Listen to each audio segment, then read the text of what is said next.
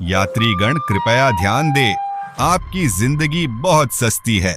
सस्ती ही तो है, वरना कब तक आम आदमी को मर मर कर बताना होगा कि सरकार प्लीज हम तो मर कर मोक्ष पा लिए।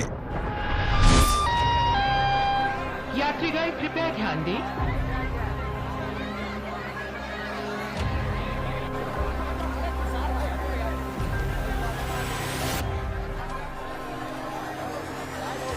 अठारह जिंदगियां बस ऐसे ही एक रेलवे स्टेशन पर भीड़ में खत्म हो गईं। क्या यह सिर्फ एक दुर्घटना थी या एक गहरी समस्या का संकेत? क्या आम आदमी की जिंदगी अब सस्ती हो गई है, जिसे आसानी से खर्च किया जा सकता है और फिर भुला दिया जा सकता है? अंदर बहुत लोग कटे, दब के मरे हैं। उसी में वो दब गए। हमसे कहा गया कि यह यात्रियों की गलती थी जो कुंभ मेले तक पहुंचने के लिए बेताब थे। लेकिन अधिकारियों का क्या? सुरक्षा के लिए क्या कदम उठाए गए थे? प्रधानमंत्री और राष्ट्रपति भवन के करीब ऐसी त्रासदी कैसे हो सकती है? रेलवे अधिकारी कहते हैं कि वे ओवरवेल्म्ड थे, लेकिन योजना बनाने में विफलता की योजना है। हमें बार बार पूछना होगा, यह क्यों होता है? 10 फरवरी को इलाहाबाद स्टेशन पर मची भगदड़ में जख्मी 2 और लोगों की इलाज के दौरान मौत हो गई। मेला क्षेत्र में एक दुखद हादसा हुआ जिसमें 30 श्रद्धालुओं की जान चली। 2 घंटे से खड़ा हूँ। मेरे साथ थे लोग, 12 से 15 लोग थे जो पंजाब और इटली से थे।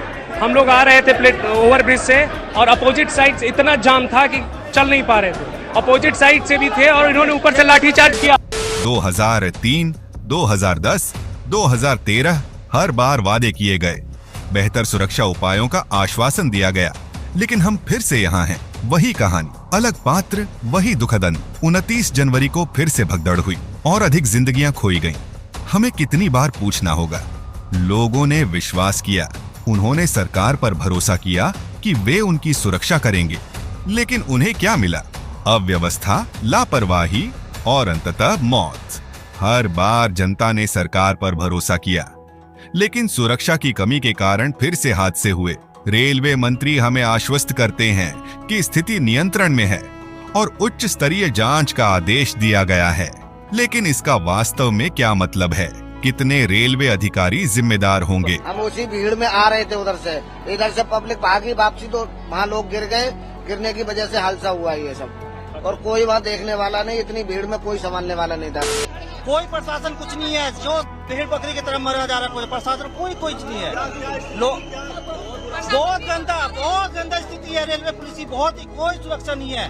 लोग मर रहे हैं, कट रहे हैं, उठा के फेंक रहे हैं। कोई कुछ नहीं बता नहीं सकता। आपको रेलवे के बारे में पता नहीं सकता। क्या ये जांचें केवल जनता को संतुष्ट करने के लिए हैं? क्या हम फिर से अगली त्रासदी तक इंतजार करेंगे? यह मुद्दा केवल एक भगदड़ के बारे में नहीं है, यह एक ऐसी प्रणाली के बारे में है जो लगातार मानव जीवन को कम आंकती है। हमें खुद से पूछना चाहिए कि हम समाज के रूप में इन विफलताओं को क्यों स्वीकार करते हैं?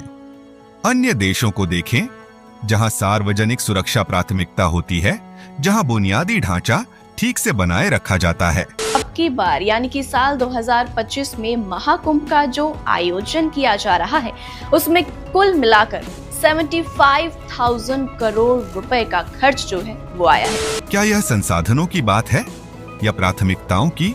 क्या हम विकास पर ध्यान केंद्रित करने में इतने व्यस्त हैं कि हमने अपने नागरिकों की सुरक्षा भूल गई? जो 18 जिंदगियां खोई गई थीं, वे अपने आप में एक दुनिया थीं। माता, पुत्र, बहन, मित्र, हर किसी के सपने थे। अब केवल दुख और एक सवाल रह गया है, क्यों? 28 जनवरी को ट्रेन से यह परिवार प्रयागराज गया था, लेकिन देर रात भीषण भगदड़ में 35 साल की रीना देवी और उनकी 12 साल की बेटी रोशनी की दर्दनाक मौत हो गई। भारत में मानव जीवन की कीमत क्या है? क्या यह उचित सुरक्षा उपाय लागू करने की लागत से कम है? अब समय आ गया है जवाब मांगने का। अब समय आ गया है सरकार को जिम्मेदार ठहराने का। अब समय आ गया है कहने का, बस बहुत हुआ। नई दिल्ली में खोई गई जिंदगियों और अनगिनत अन्य त्रासदियों ने न्याय मांगा है। आइए सुनिश्चित करें कि उनकी मौत बेकार न जाए। आइए एक ऐसा समाज बनाएं जहां हर जीवन मूल्यवान हो। इस भगदड़ के बाद आप सरकार को क्या कहना चाहते हैं? नीचे कमेंट में अपनी राय जरूर बताना।